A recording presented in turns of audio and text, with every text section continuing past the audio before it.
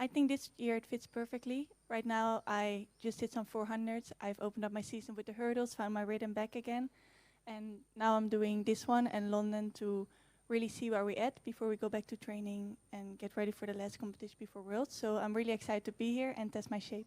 I want to have every meeting record, I guess, and I feel like this is probably one of the ones that's missing that I don't have. So yeah, I definitely am looking towards breaking that because I was there when actually Lisa beat me. I think I got second in that competition.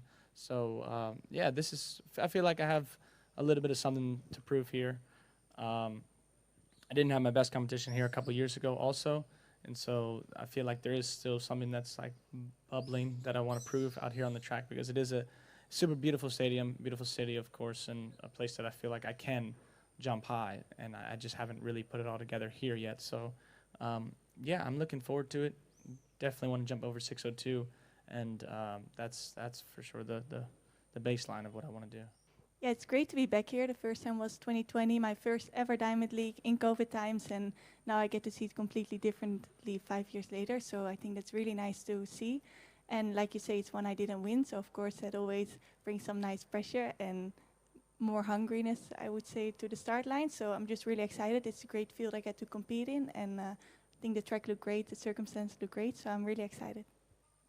Yeah, I guess I just take what the day gives me, because I feel like when I'm in good shape and everything lines up and I have good conditions and a lot of the uncontrollables, I guess, and from my side line up, then I feel like I have the confidence that I'm capable of it on the given days if the form's there. So and I feel like right now I'm jumping quite well, and of course I proved that a couple of weeks ago, and I guess just recently I've been jumping really high. So if it's good conditions and everything, and I feel good physically, and I feel like I have a good rhythm on the runway, then I feel like I go into almost every competition with that mentality that I'm trying to at least attempt and push a world record. So it will be no different tomorrow, and so hopefully that everything just lines up in the right way for me. Thank you. Any questions from the crowd? The better I execute, the better we can see where we're at right now. It's still 2 months till Worlds, so the peak form is still not there, but I am feeling really good. The season is going really well, and with great competition, it always brings out the best in all of us. So I'd hope it will be a great competitive race. I think first of all, staying healthy, that helps a lot to be consistent. I think I go into every meet talking with my coach about what we want to focus on, what we want to execute, and not focus on winning, because that's not what helping me always. So I think just, yeah, training hard, staying healthy, enjoying all of it, because it's always an honor to be at a Diamond League and to get to compete there. So I think like this. Hi, Femke. So as you probably know, it's Dalilah's last season running, and you've gone to race her already once this season, and you will again on Friday. She broke the world record in 2019, and she's been a reference of the 400 hurdles for so many years, along with you in Sydney. What does it feel like for you to run next to her during her last season, and what has she kind of meant to you in your career as well? I mean, I think she's such an amazing athlete, and in 2019 I started to do the hurdles, and she was so good, and she's such a great hurdler also. I love her technique, I love the way she approaches her races. It's really something I always looked up to. I remember racing her there in the semi-finals, completely starstruck, and to be honest, I'm always still a bit starstruck when I see her. She's just a great athlete. So I'm really happy I get to race her here. I'm happy to see in the great shape she is, and it's really nice to get to race her in her last season. It's a pity she will leave, but of course at one point it's for all of us like this. Yeah, I think you just naturally figure out ways to stay locked in and stay confident throughout those waiting periods, because I've been dealing with it for pretty much my whole life, and I think that now it's probably lesser than it was even when I was younger. I used to be in competitions where it'd be like 30 kids and whatnot, and then at that time I was even more higher above them than I'm in the situation that I am now. It was even more exaggerated. So I would have situations where I'd wait 2.5 hours before I'd take my next jump. So I think for the most part, it's just physically you have to do all the things that you have to do to stay warm, and then it's mostly just a confidence and mental thing of just trusting where you are, and just trusting that you can repeat the jumps back to back, and trusting the feeling and the information, all that you have gathered basically from your whole life, that this is the right run, this is the right pull, this is the right everything, and just trusting it basically. So I think that's how I'm able to do it, and and you just have to chill. You can't overstress it. I think that's the main thing too, is that I'm not necessarily sitting there just going over what I'm about to do in the jump. For the most part, I'm not thinking about it at all until like the minute before. Then I'm like, okay, what do I do here? Now I need to figure it out. But I think for the most part, not overthinking is probably better than the alternative. I have a lot of memories together with my teammate Ayla Del Ponte. It was her first time here.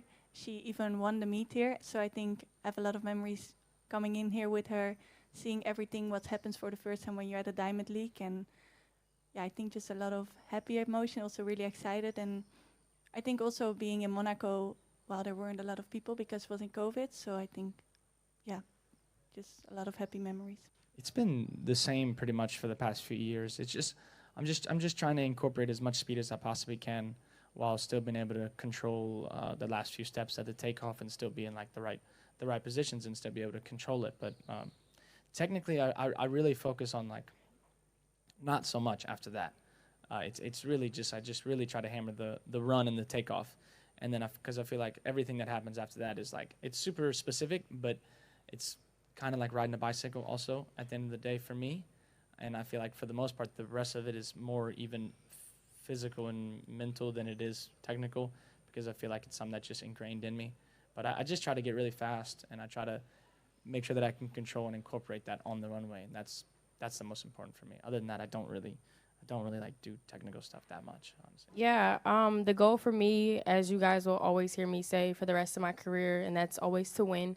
So if I'm not going to be the best, compete to the best that I'm capable of, and to go out there and win, then there's no reason for me to step foot on the line. So the goal is just to win, whatever the time is, whatever the time looks like. That has nothing to do with me. I just want to keep people to my back and come through the line first. And do you adjust easily? A race a few days ago in Eugene, now you're in Europe. How do you adjust with this, this schedule? Yeah, it's still new for me, like coming overseas and competing. Last year after the Olympics, when I think I had like a day in between, I came and ran like 12:40 with like a day off. So it'll be new for me to come from America running and then like hopping on a plane and coming back to running. So I feel good. So, however that looks or whatever, I feel good mentally, physically. So I don't know. Y'all see tomorrow. I mean, tomorrow's race, I'm not expecting much because we've already, Eugene has really shown us that we are really on the right track. So I believe tomorrow is just to get into that new world lead again, because it's a tough competition. So basically, it's just come out here and enjoy the race. It depends. We are people with different characteristics. Everybody has his or her own characteristics. So for me, with Noah, he's a really a good storyteller. He sells events more than I do. Once he's there on the lineup, there on the poster, people will want to come see him. So with me, it's a bit different because for me, I'm not out like that. So it hinders people to really know what's going on with me. There's a lot of room for improvement from my end. When you look at, there's too much room for introducing more gym to the body, adding more muscle to what we have already got. So there's that big room of opportunity to open in. Jessica, traveling and racing across continents can be demanding. What little routines or rituals help you feel grounded and race ready? I think just trying to sleep and trying to train as soon as I get here. So we landed on Monday and go for a little shakeout run, and then it's more so trying to get a lot of sleep but not being too caught up in like being on the time zone, not letting that stress me out, just making sure you get the meals in, you get the sleep in at whatever hour that looks like, and trusting that by Friday night the body feels ready to go at 8:43 p.m. I'm learning as I go every year, and I think even just in conversations with Faith last week and sort of seeing how she was in the lead into Prefontaine with the 1500 and just enjoying the moment and enjoying being there and having fun with it, it was really refreshing to see someone that does line up with so much pressure every time still enjoying the moment and just making the most of being there. So I think that was just a little like very in-person reminder of like, hey, this is fun and we get to do this, and it's not so much of feeling like that pressure and that target anymore. It's just like embrace that. Like I've worked hard to get here, and I've worked hard to get to start lines like tomorrow night. So just embracing that for what it is, and not making the moment bigger than it has to be. You run in an area with Faith Kipyegon being a super athlete that you run against very often. How does it feel to be on the same track as Faith Kipyegon?